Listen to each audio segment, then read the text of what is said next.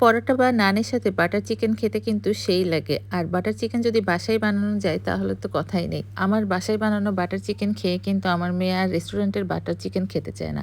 খুব সহজেই বানানো যায়, যদিও একটু সময় লাগে, বাট খুব বেশি কোনো উপকরণ লাগে না। অল্প কিছু উপকরণ দিয়েই বানানো যায়। প্রথমেই নিতে হবে মুরগির বুকের মাংস, যেখানে একটু হাড় কম আছে বা হাড় নাই এরকম মাংস নিলেই ভালো হয়। ছোট ছোট করে কেটে নিয়েছি। এর মধ্যে দিয়ে দিচ্ছি একটু লবণ, একটু আদা বাটা, রসুন বাটা আর একটু লেবুর রস দিয়ে এটাকে 30 থেকে 40 মিনিট ম্যারিনেশন করে রাখতে হবে। এটা একটু রাখাই লাগবে, কারণ এটা যত ভালো করে ম্যারিনেট হবে তত ভালো হবে খেতে। আর এদিকে আমি একটু টক দই নিয়ে নিচ্ছি। টক দইয়ের ভিতরে একটু সরিষার তেল আর একটু হচ্ছে কাশ্মীরি লঙ্কা গুঁড়া দিয়ে এটা হচ্ছে খুব ভালো করে মিক্সড করে রেখে দিব। কাশ্মীরি লঙ্কা গুঁড়াটা দিচ্ছি কারণ হচ্ছে এটাতে একটু ঝাল কম হবে। আর নর্মাল মরিচের গুঁড়া দিলেও হয়, কারণ আমি নর্মাল মরিচের গুঁড়া দিয়েও একবার বানাইছি।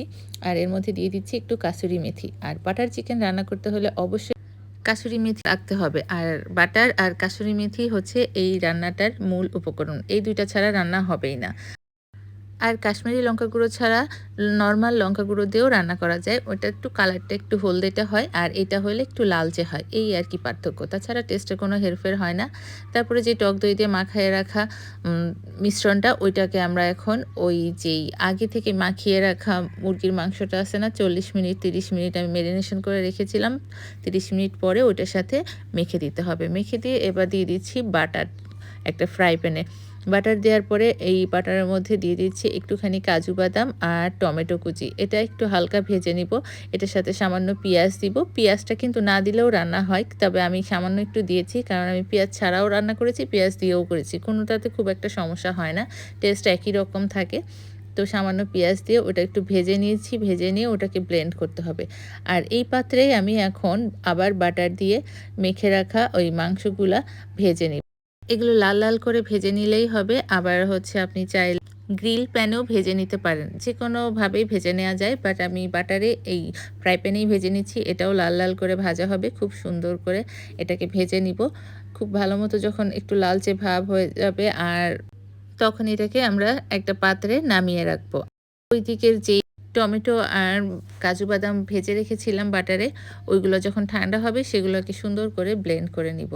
এই রান্নাটা করতে শুধু একটু সময় লাগে, কিন্তু মশলাপাতি খুব একটা বেশি কিছু লাগে না।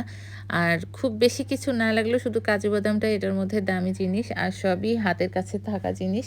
সব কিছু খুব ইজিলি হয়ে যায়, জাস্ট একটু সময় লাগে সব কিছু অ্যারেঞ্জ করতে, এই আর কি। এরপর আবার ফ্রাই প্যানে বাটার দিচ্ছি, কারণ চিকেনগুলো ভাজা হয়ে গেছে, ওগুলো নামিয়ে রেখেছি। বাটার চিকেন যেহেতু বাটার বেশি করেই লাগবে, বারবার বাটারের ব্যবহারটা হচ্ছে। বাটার দেওয়ার পরে দিয়ে দিচ্ছি যেই মিশ্রণটা ব্লেন্ড করে নিয়ে আসলাম সেটা, টমেটো আর কাজু বাদামের। এরপর মধ্যে দিয়ে দিচ্ছি একটু সামান্য আদা বাটা, রসুন বাটা, একটু জিরার বাটা বা জিরার গুঁড়া, একটু সামান্য ধনিয়ার গুঁড়া দিয়ে ভালো করে এটাকে কষায় নিতে হবে। এর মধ্যে আবার একটু কাশ্মীরি লঙ্কা গুঁড়ো দিতে হবে, যদি একটু বেশি ঝাল ঝাল খেতে চান। বাটার চিকেন কিন্তু খুব বেশি ঝাল হলে ভালো লাগে না, মিডিয়াম ঝালেই ভালো লাগে। তারপরেও যদি কেউ খুব বেশি ঝাল ঝাল খেতে চান তাহলে একটু নর্মাল শুকনো মরিচের গুঁড়া দিতে পারেন। তারপরে পানি দিয়ে লবণ দিয়ে এটাকে খুব ভালো করে কষাতে দিতে হবে। এটা যখন খুব ভালো মতো বলক উঠবে, দেখবেন কালারটা চেঞ্জ হয়ে গেছে এবং এটা দেখতেও খুব সুন্দর লাগতেছে। আর কাসুরি মেথি যেহেতু দেয়া আছে এটার ভিতরে, খুব সুন্দর স্মেল বের হচ্ছে। এরপরে দিয়ে দিচ্ছি এই যে ভেজে রাখা চিকেনগুলা। এটা ঢেলে দেওয়ার পরে আবার ঢেকে রাখবো কিছুক্ষণ, যেটা যখন এটা খুব ভালো মতো উতরাবে। আর ঝোলের পানিটা একটু বেশি বেশি দিবেন, কারণ ঝোলটা যেহেতু ব্লেন্ড করা বাদাম আর টমেটো আছে, খুব বেশ ঘন ঝোল হয়। ঝোলটা খেতে কিন্তু বেশি ভালো লাগে চিকেনের চাইতেও। আমার কাছে মনে হয় ঝোলটা দিয়েই পরোটা বা নান খাওয়া হয়ে যায়।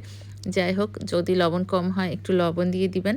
তারপরে শেষে দিবেন একটু মধু, একটু বাটার, অল্প সামান্য আর কাসুরি মেথি। তারপরে তো আর এটার গন্ধে না খেয়ে থাকার উপায় থাকবে না, তখন মনে হবে কখন খাবো কখন খাবো।